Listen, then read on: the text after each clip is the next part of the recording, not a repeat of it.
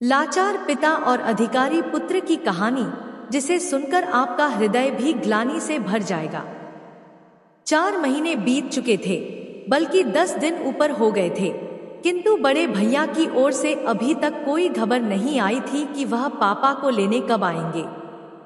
यह कोई पहली बार नहीं था कि बड़े भैया ने ऐसा किया हो। हर बार उनका ऐसा ही रवैया रहता है। जब भी पापा को रखने की उनकी बारी आती है, वह समस्याओं से गुजरने लगते हैं। कभी भाभी की तबीयत खराब हो जाती है, कभी ऑफिस का काम बढ़ जाता है और उनकी छुट्टी कैंसिल हो जाती है। विवश होकर मुझे ही पापा को छोड़ने मुंबई जाना पड़ता है। हमेशा की तरह इस बार भी पापा की जाने की इच्छा नहीं थी, किंतु मैंने इस ओर ध्यान नहीं दिया और उनका वह अपना मुंबई का रिजर्वेशन करवा लिया। दिल्ली मुंबई राजधानी एक्सप्रेस अपने टाइम पर थी। सेकंड एसी की निचली बर्थ पर पापा को बैठाकर सामने की बर्थ पर मैं भी बैठ गया।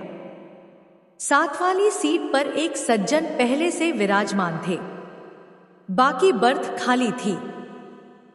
कुछ ही देर में ट्रेन चल पड़ी।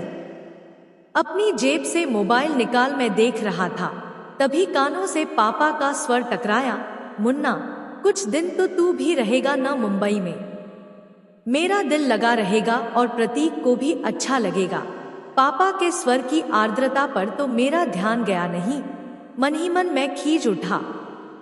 कितनी बार समझाया है पापा को कि मुझे मुन्ना न कहा करें, रजत पुकारा करें।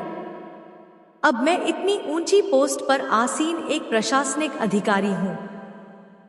समाज में मेरा एक अलग रुतबा है, ऊंचा दद है, मान सम्मान है। बगल की सीट पर बैठा व्यक्ति मुन्ना शब्द सुनकर मुझे एक सामान्य सा व्यक्ति समझ रहा होगा। मैं तनिक जोर से बोला, पापा, परसों मेरी गवर्नर के साथ मीटिंग है, मैं मुंबई में कैसे रुक सकता हूं। पापा के चेहरे पर निराशा की बदलियां छा गई। मैं उनसे कुछ कहता, तभी मेरा मोबाइल बज उठा। ऋतु का फोन था। भर्राए स्वर में वह कह रही थी, पापा ठीक से बैठ गए? हाँ, बैठ गए हैं। गाड़ी भी चल पड़ी है। देखो, पापा का ध्यान रखना, रात में मेडिसिन दे देना, भाभी को भी सब अच्छी तरह समझा कर आना। पापा को वहां कोई तकलीफ नहीं होनी चाहिए। नहीं होगी। मैंने फोन काट दिया। ऋतु का फोन था, मेरी चिंता कर रही होगी। पापा के चेहरे पर वात्सल्य उमड़ आया था। रात में खाना खाकर पापा सो गए। थोड़ी देर में गाड़ी कोटा स्टेशन पर रुकी और यात्रियों के शोरगुल से हड़कंप-सा मच गया। तभी कंपार्टमेंट का दरवाजा खोलकर जो व्यक्ति अंदर आया, उसे देख मुझे बेहद आश्चर्य हुआ। मैं तो सोच भी नहीं सकता था कि रमाशंकर से इस तरह ट्रेन में मुलाकात होगी। एक समय रमाशंकर मेरा पड़ोसी और सहपाठी था। हम दोनों के बीच मित्रता कम और नंबरों को लेकर प्रतिस्पर्धा अधिक रहती थी। हम दोनों ही मेहनती और बुद्धिमान थे, किंतु न जाने क्या बात थी कि मैं चाहे कितना भी परिश्रम क्यों न कर लूं, बाजी सदैव रमाशंकर के हाथ लगती थी। शायद मेरी ही एकाग्रता में कमी थी। कुछ समय पश्चात पापा ने शहर के पॉश एरिया में मकान बनवा लिया। मैंने कॉलेज चेंज कर लिया और इस तरह रमाशंकर और मेरा साथ छूट गया। 2 माह पूर्व एक सुबह मैं अपने ऑफिस पहुंचा। कॉरिडोर में मुझसे मिलने के लिए काफी लोग बैठे हुए थे। बिना उनकी ओर नजर उठाए मैं अपने केबिन की ओर बढ़ रहा था।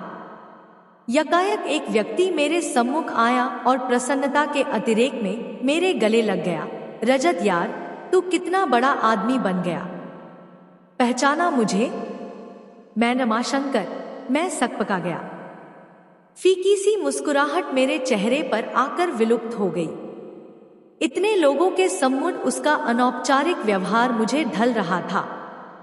वह भी शायद मेरे मनोभावों को ताड़ गया था। तभी तो एक लंबी प्रतीक्षा के उपरांत जब वह मेरे केबिन में दाखिल हुआ, तो समझ चुका था कि वह अपने सहपाठी से नहीं, बल्कि एक प्रशासनिक अधिकारी से मिल रहा था।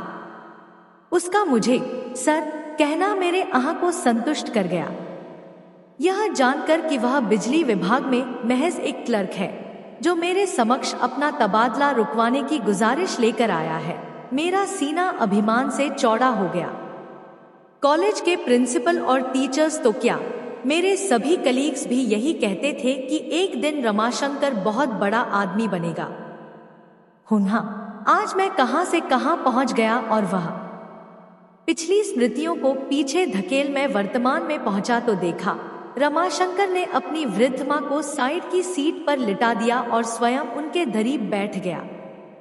एक उड़ती सी नजर उस पर डाल मैंने अखबार पर आंखें गड़ा दी। तभी रमाशंकर बोला, नमस्ते सर, मैंने तो देखा ही नहीं कि आप बैठे हैं। मैंने नम्र स्वर में पूछा, कैसे हो रमाशंकर? ठीक हूं सर। कोटा कैसे आना हुआ? छोटी बुआ की बेटी की शादी में आया था, अब मुंबई जा रहा हूं। शायद आपको याद हो, मेरा एक छोटा भाई था। छोटा भाई? हाँ, याद आया। क्या नाम था उसका? मैंने स्मृति पर जोर डालने का उपक्रम किया, जबकि मुझे अच्छी तरह याद था कि उसका नाम देवेश था। सर, आप इतने ऊंचे पद पर हैं, आए दिन हजारों लोगों से मिलते हैं, आपको कहाँ याद होगा? देवेश नाम है उसका सर। पता नहीं उसने मुझ पर व्यंग्य किया था या साधारण रूप से कहा था, फिर भी मेरी गर्दन कुछ तनसी गई। उस पर एहसान सा लादते हुए मैं बोला, देखो रमाशंकर, यह मेरा ऑफिस नहीं है, इसलिए सर कहना बंद करो और मुझे मेरे नाम से पुकारो। हाँ, तो तुम क्या बता रहे थे? देवेश मुंबई में है? हाँ रजत, उसने वहां मकान खरीदा है। 2 दिन पश्चात उसका गृह प्रवेश है। 4-5 दिन वहां रहकर मैं और अम्मा दिल्ली लौट आएंगे। इस उम्र में इन्हें इतना घुमा रहे हो? अम्मा की आने की बहुत इच्छा थी। इंसान की उम्र भले ही बढ़ जाए, इच्छाएं तो नहीं मरती। हाँ, यह तो है। पिताजी कैसे हैं? पिताजी का 2 वर्ष पूर्व स्वर्गवास हो गया था। अम्मा यह दुख झेल नहीं पाई और उन्हें हार्ट अटैक आ गया था। बस तभी से वह बीमार रहती हैं। अब तो अल्जाइमर भी बढ़ गया है, तब तो उन्हें संभालना मुश्किल होता होगा। क्या करते हो? 6-6 महीने दोनों भाई रखते होंगे। ऐसा पूछकर मैं शायद अपने मन को तसल्ली दे रहा था। आशा के विपरीत रमाशंकर बोला, नहीं नहीं, मैं तो ऐसा सोच भी नहीं सकता। अम्मा शुरू से दिल्ली में रही हैं, उनका कहीं और मन लगना मुश्किल है। मैं नहीं चाहता इस उम्र में उनकी स्थिति पेंडुलम जैसी हो जाए, कभी इधर तो कभी उधर। कितनी पीड़ा होगी उन्हें यह देखकर कि पिताजी के जाते ही उनका कोई घर ही नहीं रहा। वह हम पर बोझ है। मैं मुस्कुराया, रमाशंकर, इंसान को थोड़ा व्यावहारिक भी होना चाहिए। जीवन में सिर्फ भावुकता से काम नहीं चलता है। अक्सर इंसान दायित्व उठाते उठाते थक जाता है और तब ये विचार मन को उद्वेलित करने लगते हैं कि अकेले हम ही क्यों माँ बाप की सेवा करें, दूसरा क्यों न करे। पता नहीं रजत, मैं जरा पुराने विचारों का इंसान हूं। मेरा तो यह मानना है कि हर इंसान की करनी उसके साथ है। कोई भी काम मुश्किल तभी लगता है जब उसे बोझ समझकर किया जाए। माँ बाप क्या कभी अपने बच्चों को बोझ समझते हैं? आधे अधूरे कर्तव्यों में कभी आस्था नहीं होती रजत, मात्र औपचारिकता होती है। और सबसे बड़ी बात, जाने अनजाने हमारे कर्म ही तो संस्कार बनकर हमारे बच्चों के द्वारा हमारे सम्मुख आते हैं। समय रहते यह छोटी सी बात इंसान की समझ में आ जाए तो उसका बुढ़ापा भी संवर जाए। मुझे ऐसा लगा मानो रमाशंकर ने मेरे मुख पर तमाचा जड़ दिया हो। मैंने शब्द मौन सोने का उपक्रम करने लगा, किंतु नींद मेरी आंखों से अब कोसों दूर हो चुकी थी। रमाशंकर की बातें मेरे दिलो-दिमाग में हथौड़े बरसा रही थी। इतने वर्षों से संचित किया हुआ अभिमान पल भर में चूर चूर हो गया था। प्रशासनिक परीक्षा की तैयारी के लिए इतनी मोटी मोटी किताबें पढ़ता रहा, किंतु पापा के मन की संवेदनाओं को, उनके हृदय की पीड़ा को नहीं पढ़ सका। क्या इतना बड़ा मुझाम मैंने सिर्फ अपनी मेहनत के बल पर पाया है? नहीं, इसके पीछे पापा मम्मी की वर्षों की तपस्या निहित है। आखिर उन्होंने ही तो मेरी आंखों को सपने देखने सिखाए, जीवन में कुछ कर दिखाने की प्रेरणा दी। रात्रि में जब मैं देर तक पढ़ता था तो पापा भी मेरे साथ जागते थे कि कहीं मुझे नींद न आ जाए। मेरे इस लक्ष्य को हासिल करने में पापा हर कदम पर मेरे साथ रहे और आज जब पापा को मेरे साथ की जरूरत है तो मैं व्यावहारिकता का सहारा ले रहा हूँ। 2 वर्ष पूर्व की स्मृति मन पर दस्तक दे रही थी। सीवियर हार्ट अटैक आने के बाद मम्मी बीमार रहने लगी थी। एक शाम ऑफिस से लौटकर मैं पापा मम्मी के बेडरूम में जा रहा था, तभी अंदर से आती आवाज से मेरे पांव ठिठक गए। मम्मी पापा से कह रही थी, इस दुनिया में जो आया है वह जाएगा भी, कोई पहले तो कोई बाद में। इतने इंटेलेक्चुअल होते हुए भी आप इस सच्चाई से मुंह मोड़ना चाह रहे हैं। मैं क्या करूं पूजा? तुम्हारे बिना अपने अस्तित्व की कल्पना भी मेरे लिए कठिन है। कभी सोचा है तुमने कि तुम्हारे बाद मेरा क्या होगा? पापा का कंठ अवरुद्ध हो गया था, किंतु मम्मी तनिक भी विचलित नहीं हुई और शांत स्वर में बोली थी, आपकी तरफ से तो मैं पूरी तरह से निश्चिंत हूँ। रजत और ऋतु आपका बहुत ख्याल रखेंगे। यह एक माँ के अंतर्मन की आवाज है, उसका विश्वास है जो कभी ढलत नहीं हो सकता। इस घटना के 5 दिन बाद ही मम्मी चली गई थी। कितने टूट गए थे पापा, बिल्कुल अकेले पड़ गए थे। उनके अकेलेपन की पीड़ा को मुझसे अधिक मेरी पत्नी ऋतु ने समझा। यूं भी वह पापा के दोस्त की बेटी थी और बचपन से पापा से दिल से जुड़ी हुई थी।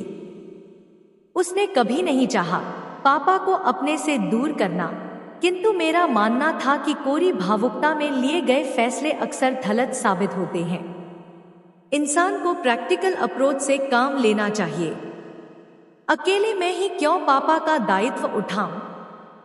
दोनों बड़े भाई क्यों न उठाएं? जबकि पापा ने तीनों को बराबर का स्नेह दिया, पढ़ाया लिखाया, तो दायित्व भी तीनों का बराबर है। 6 माह बाद मम्मी की बरसी पर यह जानते हुए भी कि दोनों बड़े भाई पापा को अपने साथ रखना नहीं चाहते, मैंने यह फैसला किया था कि हम तीनों बेटे 4-4 माह पापा को रखेंगे। पापा को जब इस बात का पता चला तो कितनी बेबसी उभर आई थी उनके चेहरे पर। चेहरे की झुर्रियां और गहरा गई थी। उम्र मानो 10 वर्ष आगे सरक गई थी। सारी उम्र पापा की दिल्ली में गुजरी थी। सभी दोस्त और रिश्तेदार यहीं पर थे जिनके सहारे उनका वक्त कुछ अच्छा बीत सकता था, किंतु सोचते सोचते मैंने एक गहरी सांस ली। आंखों से बह रहे पश्चाताप के आंसू पूरी रात मेरा तकिया भिगोते रहे। उफ, यह क्या कर दिया मैंने? पापा को तो असहनीय पीड़ा पहुंचाई ही, मम्मी के विश्वास को भी खंडित कर दिया। आज वह जहां कहीं भी होंगी, पापा की स्थिति पर उनकी आत्मा कलप रही होगी। क्या वह कभी मुझे क्षमा कर पाएंगी? रात में कई बार अम्मा का रमाशंकर को आवाज देना और हर बार उसका चेहरे पर बिना शिकन लाए उठना मुझे आत्मविश्लेषण के लिए बाध्य कर रहा था। उसे देख मुझे एहसास हो रहा था कि इंसानियत और बड़प्पन हैसियत की मोहताज नहीं होती, वह तो दिल में होती है। अचानक मुझे एहसास हुआ मेरे और रमाशंकर के बीच आज भी प्रतिस्पर्धा जारी है। इंसानियत की प्रतिस्पर्धा जिसमें आज भी वह मुझसे बाजी मार ले गया था। पद भले ही मेरा बड़ा था, किंतु रमाशंकर का कद मुझसे बहुत ऊंचा था। गाड़ी मुंबई सेंट्रल पर रुकी तो मैं रमाशंकर के करीब पहुंचा। उसके दोनों हाथ थाम मैं भावुक स्वर में बोला, रमाशंकर मेरे दोस्त, चलता हूं। यह सफर सारी जिंदगी मुझे याद रहेगा। कहने के साथ ही मैंने उसे गले लगा लिया। आश्चर्य मिश्रित खुशी से वह मुझे देख रहा था। मैं बोला, वादा करो, अपनी फैमिली को लेकर मेरे घर अवश्य आओगे। आऊंगा, क्यों नहीं, आखिर इतने वर्षों बाद मुझे मेरा दोस्त मिला है। खुशी से उसकी आवाज कांप रही थी। अटैची उठाए पापा के साथ मैं नीचे उतर गया। स्टेशन के बाहर मैंने टैक्सी पकड़ी और ड्राइवर से एयरपोर्ट चलने को कहा। पापा हैरत से बोले, एयरपोर्ट क्यों? भावुक होकर मैं पापा के गले लग गया और रुंधे कंठ से बोला, पापा, मुझे माफ कर दीजिए, हम वापस दिल्ली जा रहे हैं। अब आप हमेशा वहीं अपने घर में रहेंगे। पापा की आंखें नम हो उठीं और चेहरा खुशी से खिल उठा। जुग जुग ज्यो मेरे बच्चे, वह बुदबुदाए। कुछ पल के लिए उन्होंने अपनी आंखें बंद कर ली, फिर चेहरा उठाकर आकाश की ओर देखा।